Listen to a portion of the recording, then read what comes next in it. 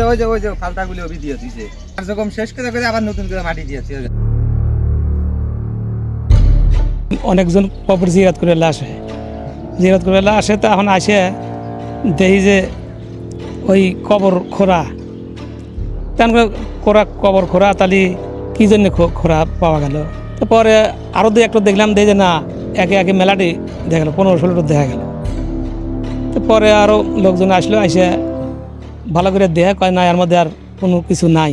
আমার বড় ভাইয়ের কবর কে যেন কারা খুঁজছে। আমরা বেশ কয়েকজন লোক, এক হুজুর, আমার চাচাতো ভাই, আমার 2 ছেলে আর এক চাচাতো ভাই, এদের স্বাধীনে এসে দেখি যে সত্যিই কবর খুঁজছে, করে দাড়ি কাটছে এবং ওই যে 3টা বাঁশ ওখান থেকে সরাইছে। পরে ওইগুলো দেখে নাম দেখলাম লাশ ওটা ঠিকই আছে। তারপরে দেখলাম এরকম শুনতে 10-11টা কবরের এরকম খোদা।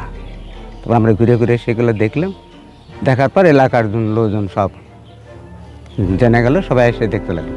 গত অমাবস্যা রাতে প্রায় 16টা কবর থেকে কঙ্কাল চুরি করা হয়েছে। তো এই বিষয়ের সাথে কারা জড়িত আছে এটা আমরা এখনও ধারণা করতে পারিনি, বা আমরা গ্রামবাসী চাচ্ছি এটা খুব দ্রুত প্রশাসন, মিডিয়া সবার কাছে অনুরোধ, এটা আমরা চাচ্ছি খুব দ্রুত এই কবর খনন বা কঙ্কাল চোরদের চিহ্নিত করে তাদেরকে আমাদের প্রশাসনের আওতায় আনা হোক এবং আমাদের জোর দাবি আমরা এই কঙ্কাল চোরদের অতি দ্রুত একটা শাস্তির ব্যবস্থা গ্রহণ যেন করে, এটা আমাদের আর কি চাওয়া।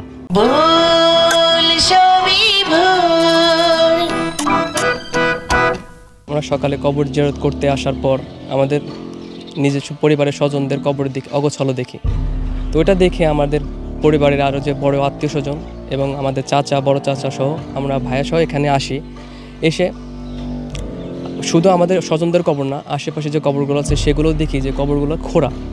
তো এটা দেখে আমরা সবাই আতঙ্কিত হয়ে যাই এবং সেদিন আমরা কিছু না করে পরের দিন আমরা খুঁড়ে দেখি কিছু কবর থেকে লাশের উপরের অংশটুকু নিয়ে যাওয়া হয়েছে। তো এটা থেকে আমরা অনেকটাই আতঙ্কিত। আমরা প্রশাসনকে বলবো এর একটা সুষ্ঠু তদন্ত করে যেন যারা এই কবর থেকে লাশগুলো উঠাই নিয়েছে বা নেওয়ার চেষ্টা করছে তাদেরকে দৃষ্টান্তমূলক শাস্তি দেওয়া হয়।